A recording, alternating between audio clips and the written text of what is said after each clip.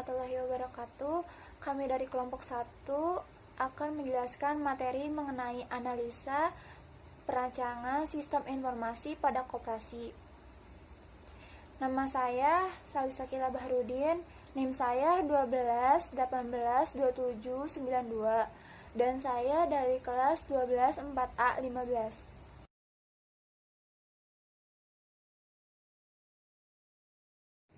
Yang pertama ada latar belakang. Di dalam koperasi saat ini, sebuah pencatatan transaksi dilakukan secara manual. Tapi, dengan berkembangnya sistem informasi dan teknologi, saat ini seharusnya usaha koperasi dapat meningkatkan sistem pelayanan agar mudah untuk mengelola data yang ada. Pengelolaan data yang ada dalam transaksi administrasi di sebuah koperasi haruslah dilakukan dengan sangat benar dan efisien, menunjang kelancaran dalam sebuah transaksi yang dilakukan. Maka dari itu, meninjau dari sebuah kecanggihan sistem informasi dan teknologi saat ini dengan kecepatan dan keakuratan dalam memberi informasi, seharusnya dibangun sebuah sistem yang dapat mempermudah transaksi administrasi.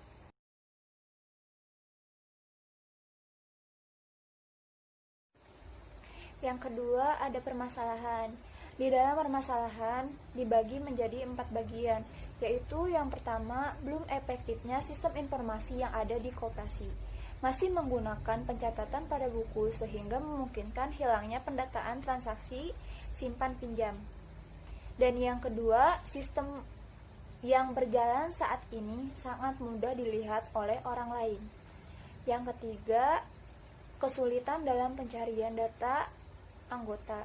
Dan yang keempat, kesalahan dalam perhitungan simpan pinjam masih saja bisa terjadi.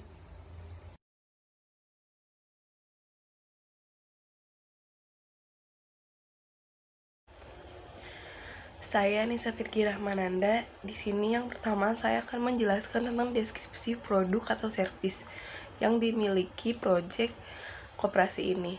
Yang pertama data petugas, yang kedua ada data anggota, yang ketiga ada data tabungan, yang keempat ada data transaksi simpanan, pinjaman, dan angsuran, yang kelima ada laporan data anggota, yang keenam ada laporan pinjaman, yang ketujuh ada laporan simpanan, yang kedelapan ada data keuangan, yang kesembilan ada laporan grafik, yang kesepuluh ada pengaturan simpanan, yang ke-11 ada pengaturan pinjaman. Lalu yang kedua ada keuntungan yang diharapkan. Nah, dari proyek koperasi ini kami mengharapkan adanya keuntungan dari sisi admin koperasi. Yang pertama yaitu mempermudah penyimpanan data transaksi. Yang kedua mempermudah penginputan data anggota. Yang ketiga mempermudah transaksi pengajuan pinjaman. Yang keempat mempermudah menginput data simpanan. Yang kelima mempermudah mencetak laporan dan dokumen lainnya. Yang keenam mempermudah input data pinjaman. Yang ketujuh mempermudah input data anggota. Dan yang kedelapan mempermudah memperoleh informasi simpanan, pinjaman, dan angsuran. Nah, itu dia penjelasannya. Selanjutnya akan dijelaskan oleh rekan saya. Terima kasih.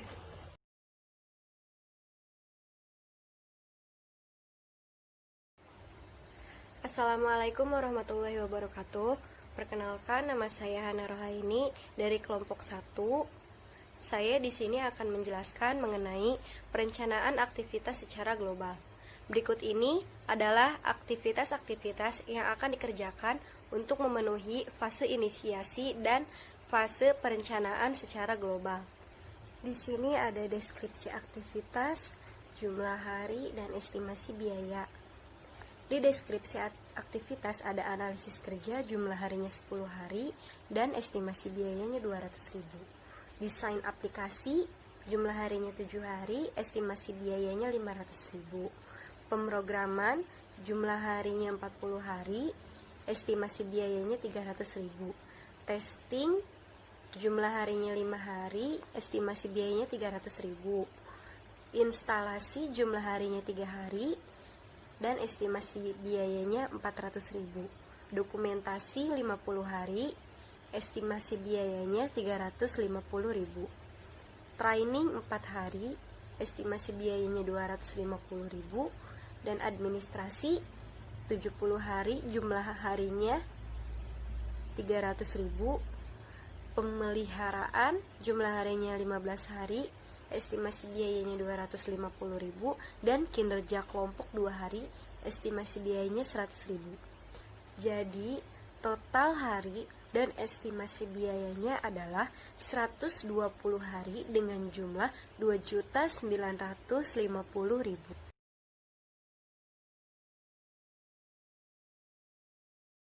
Analisa sistem berjalan menjelaskan tentang proses yang sedang berjalan berbentuk pola aliran informasi yang sedang dilakukan di dalamnya melalui dokumen, laporan, sistem, dan proses yang terjadi.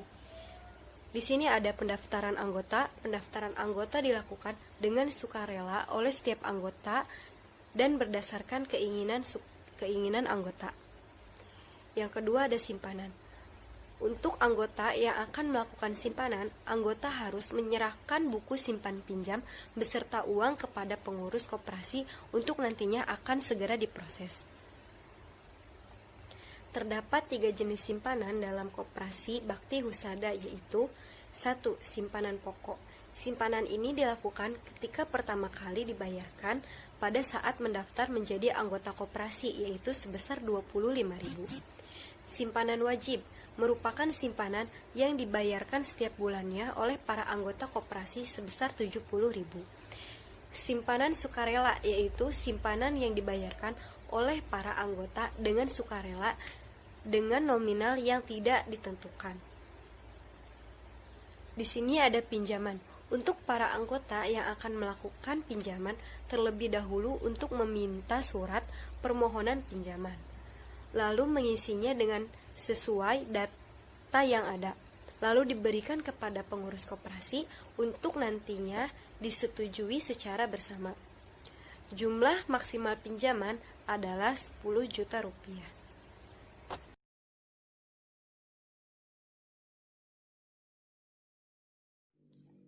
Yang ketujuh, analisis kebutuhan sistem. Di dalam analisis kebutuhan sistem ada 1. Tahapan analisis, 2. Use case diagram, dan 3. Activity diagram. Pertama, di dalam tahapan analisis terdapat halaman petugas koperasi dan halaman operator.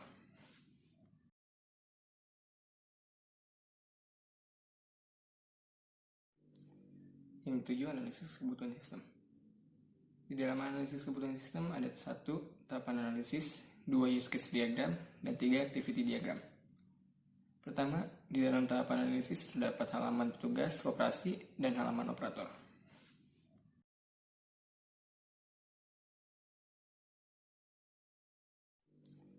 Yang ketujuh, analisis kebutuhan sistem.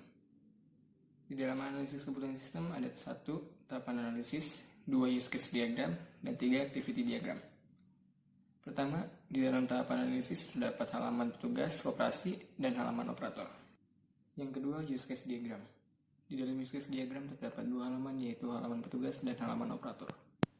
Di halaman petugas terdapat use case admin, dan berikut tampilan diagramnya.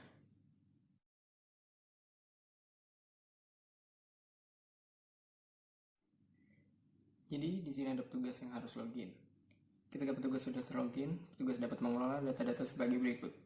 Yang pertama, petugas mengelola data pengguna, lalu mengelola data anggota, mengelola data pinjaman, mengelola data simpanan, mengelola data angsuran, dan mengelola laporan transaksi. Ketika sudah mengelola semua data-data tersebut, petugas bisa langsung logout. Begitu juga dengan halaman operator.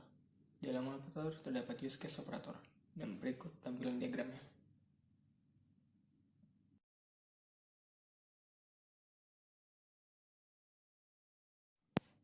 Jadi di sini operator diharapkan login terlebih dahulu.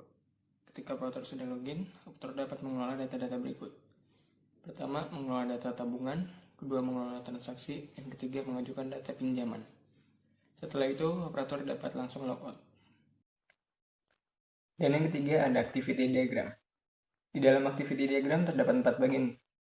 Pertama, ada activity diagram pendaftaran halaman petugas dan operator. Dan berikut contoh diagramnya.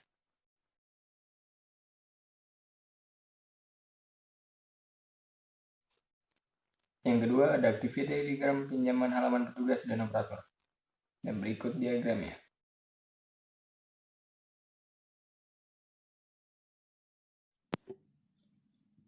Yang ketiga ada activity diagram simpan halaman petugas dan operator. Dan berikut contoh diagramnya.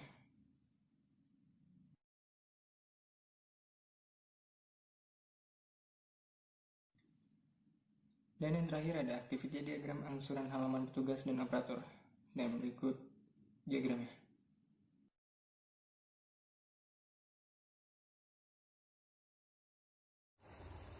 Di sini saya akan menjelaskan mengenai diagram sequence yang terbagi menjadi 4 bagian.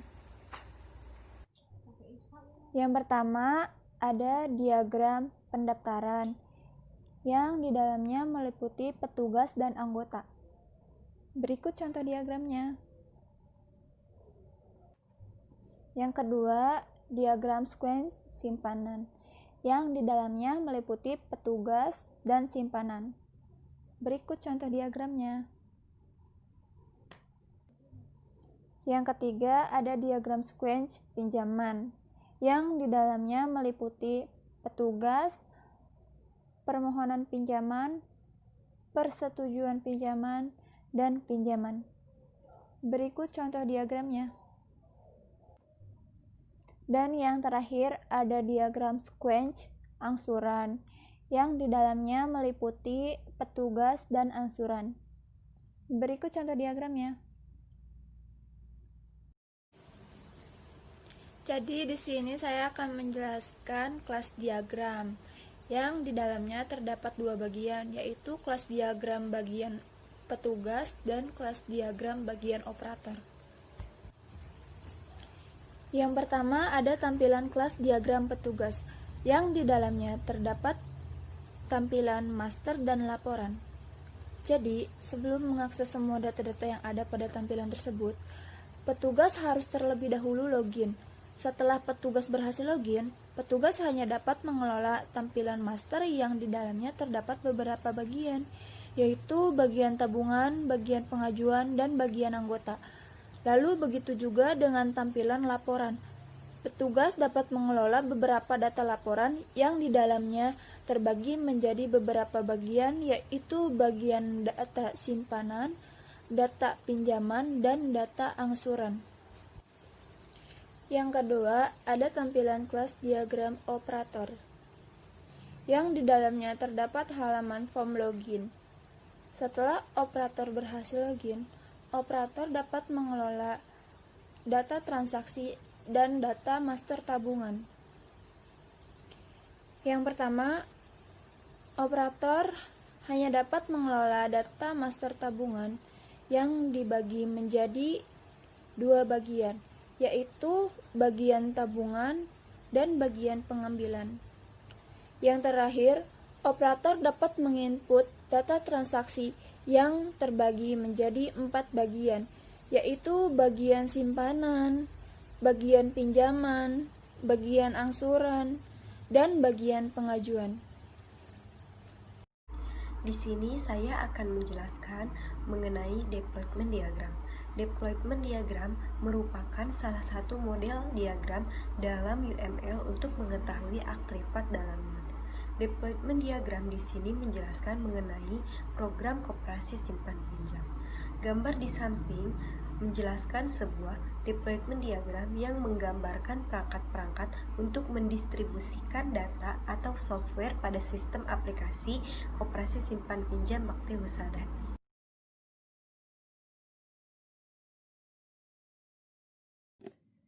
Yang kedelapan ada desain sistem. Desain sistem terbagi menjadi 2 bagian, yaitu IRD dan struktur navigasi. Pertama, IRD, dan berikut susunannya. Di sini, petugas juga dapat mengelola data angsuran. Lalu, petugas juga dapat mengelola data anggota, dan anggota dapat mengajukan pinjaman. Pinjaman memiliki laporan pinjaman. Dan anggota juga dapat mengajukan simpanan. Dan simpanan mempunyai data tabungan. Yang kedua ada struktur navigasi. Struktur navigasi dibagi menjadi 2 bagian, yaitu struktur navigasi petugas dan struktur navigasi operator. Dan berikut susunannya.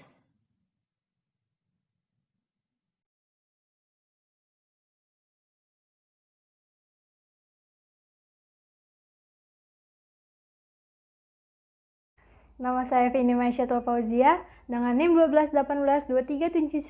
Di sini saya akan menjelaskan mengenai pengujian menggunakan black box testing. Yang pertama, pengujian black box testing di form login. Yang pertama, skenario pengujiannya yaitu adalah nama user dan password tidak diisi, kemudian klik login.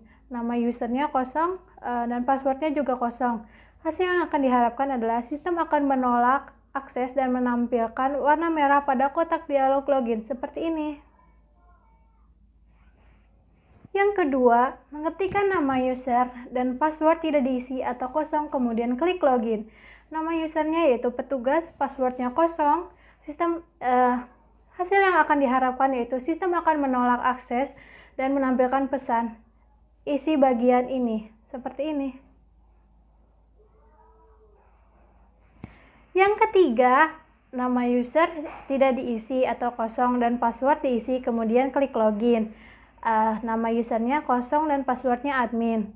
Sistem akan menolak akses dan menampilkan pesan isi bagian ini seperti ini.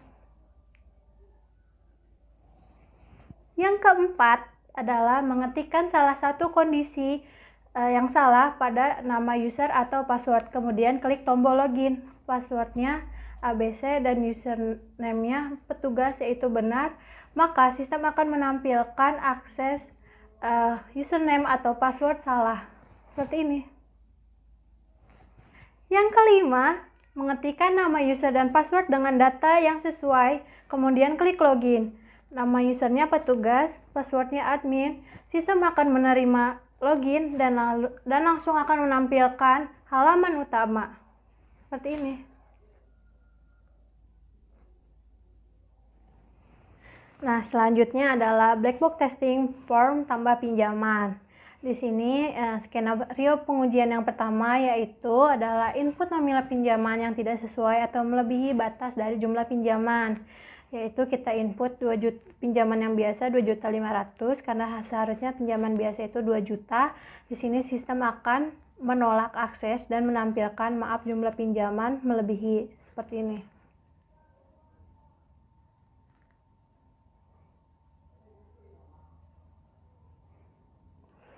Nah, yang kedua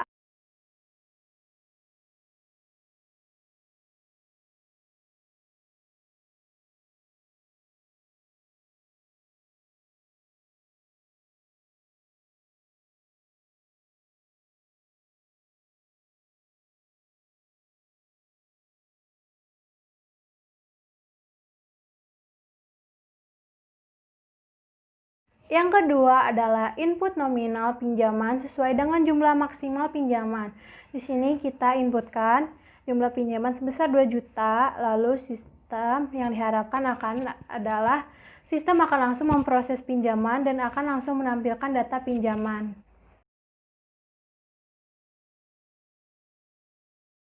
Selanjutnya adalah pemeliharaan. Memelihara website memang tidaklah mudah, tapi kegiatan ini harus terus dilakukan secara berkala untuk mengoptimalkan tampilan dan konten yang terus akan diupdate dari website tersebut. Berikut ini pemeliharaan yang akan dilakukan. Yang pertama, melakukan update konten. Yang kedua, melakukan update tampilan. Yang ketiga, melakukan backup data. Dan yang keempat, menambah fitur baru yang atraktif.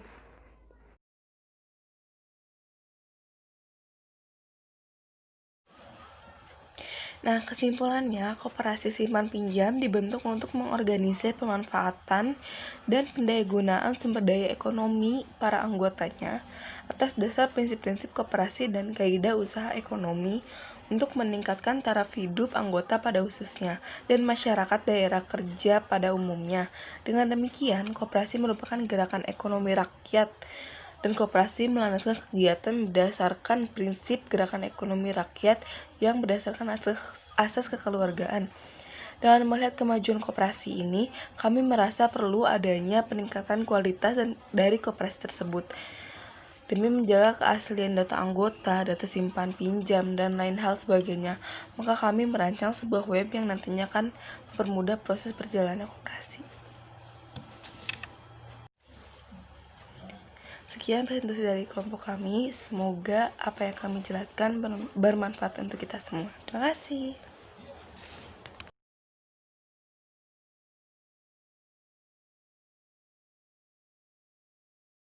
Ini adalah tampilan webnya. Di sini ada form login seperti biasa. Lalu yang pertama kita akan login sebagai petugas. Pertama kita klikkan dulu username-nya. Lalu passwordnya.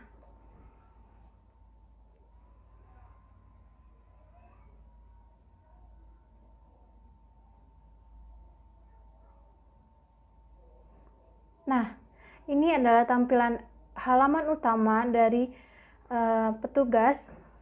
Nah, di sini ada anggota, ada pinjaman, ada angsuran, tabungan, dan denda. Nah, di sini ada home, ini halaman utamanya, dan ini ada master data yang berisi master petugas, master anggota, master tabungan, dan juga master pengajuan. Lalu juga ada transaksi, lalu juga ada laporan, ada pengaturan yang berisi settingan simpanan, settingan pinjaman, dan juga settingan user. Lalu ada grafik, ada backup, dan ada help. Nah, yang pertama kita ke master data. Di sini ada master data petugas. Di master data petugas ini berisi data-data petugas, yaitu ada nomor petugas, ada kode petugas, ada nama petugas, alamat, username dan password, dan juga aksinya.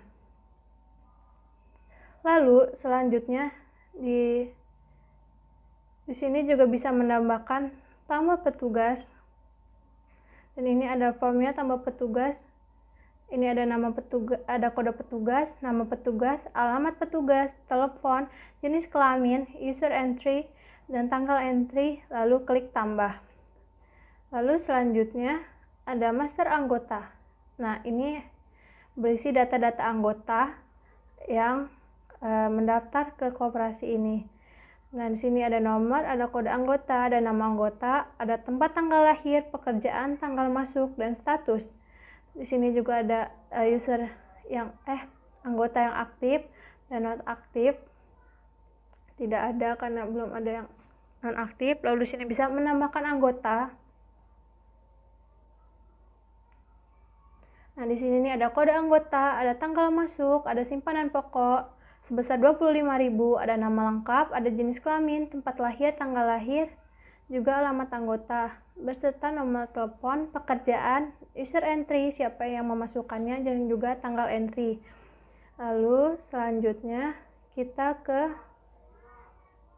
master tabungan. Nah, di master tabungan ini berisi nomor, kode tabungan, kode anggota, nama anggota, investasi selama 1 bulan, dan jumlah saldo, dan juga ada aksi. Nah, di tabungan ini berisi simpanan sukarela dan simpanan wajib yang akan disetorkan setiap bulannya. Lalu di sini juga bisa mencetak. Dan ini laporan seluruh tabungan dari anggota yang ada. Lalu sini kita bisa ambil uang, misalnya ini. Nah, ini jumlah besar tabungan yang ada. Lalu misalnya kita ambil uang. Nah, ini uang yang kita ambil dan juga ini yang hasilnya. Lalu klik ambil uang. Nah, langsung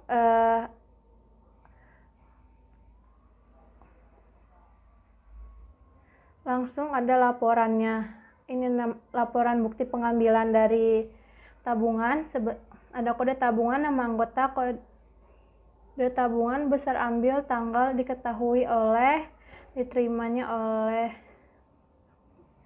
Nah,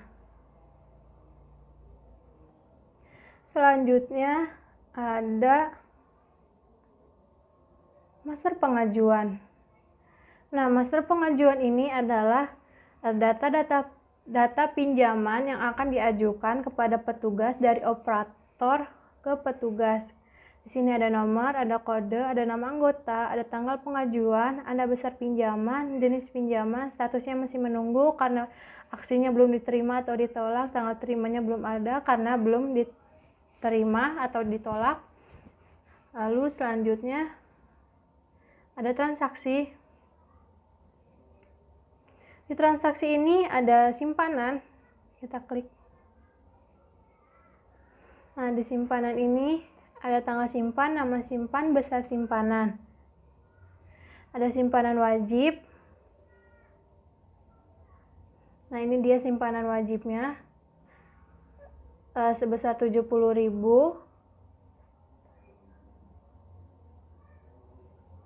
Ada simpanan sukarela yang bisa ditambahkan atau diisi berapapun nominalnya, bebas. Lalu kita bisa mencetak juga.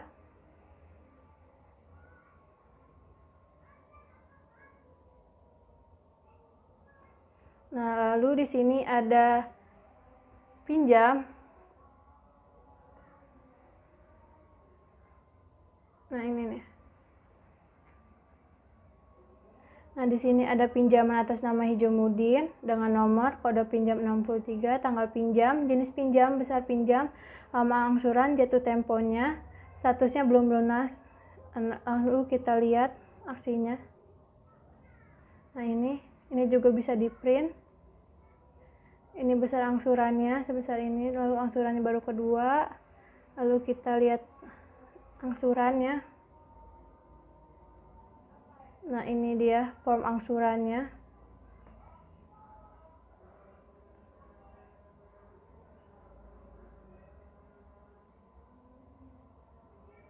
Lalu ini kita misalkan mau menambah pinjaman.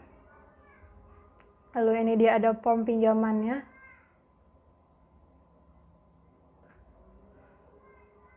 Lalu selanjutnya ada laporan data anggota. Nah, ini dia laporan data anggota. Ini juga bisa di-print. Lalu selanjutnya adalah laporan data simpanan. Nah, ini dia. Ini juga sama, bisa di-print. Selanjutnya adalah laporan data pinjaman. Nah, ini laporan data pinjamannya. Ada yang jatuh tempo, ada yang telat. Terus ini ada yang print. Terus kita lihat. Nah, ini dia.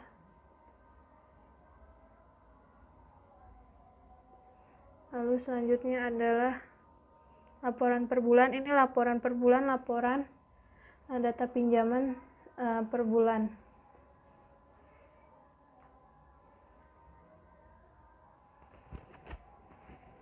Nah, ini dia laporan pinjaman bulan 4 2020. Lalu selanjutnya adalah laporan data keuangan. Ini ada pendapatan, ini ada pengeluaran, dan juga ini ada aktivanya. Lalu selanjutnya adalah pengaturan. Ini ada pengaturan simpanan. Di sini ada jenis simpanannya, ada simpanan pokok, wajib, dan sukarela. Besar simpanannya adalah 25.000 yang pokok dan wajib 70.000, yang serta yang sukarela 0 dan bebas juga. Ini user entry-nya, ini tanggal entry-nya, dan juga ini aksi atau edit atau hapus. Lalu ini ada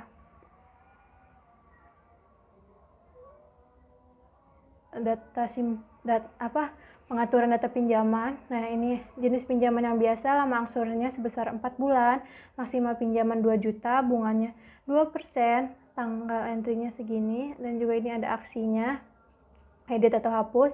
Lalu pinjaman yang jenis menengah ada lama angsurannya 8 bulan, maksimal pinjamannya 4 juta, dan bunganya sebesar 3%. Lalu di sini ada jenis pinjaman full, lama angsurannya 12 bulan, maksimal pinjamannya 10 juta, dan bunganya 5%. Lalu di sini ada pengaturan setting user. Nah, ini user-user yang ada, pengguna web. Ini sebagai operator dan juga ini sebagai petugas. Lalu ini bisa ditambahkan. Nah, ini dia form tambah user atau petugas atau operator. Ini ada levelnya admin atau operator. Lalu di sini kita ke grafik.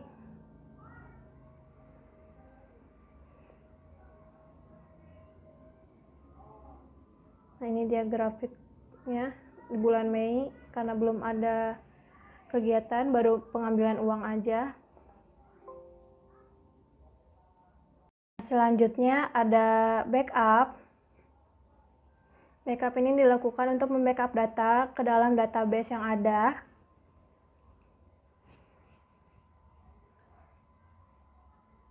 Nah, ini dia.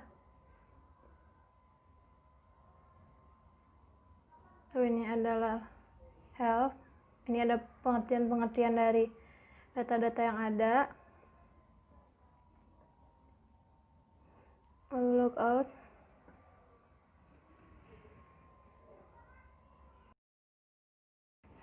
Nah, selanjutnya di sini kita akan login sebagai operator. Nah, ini kita login dulu sebagai operator.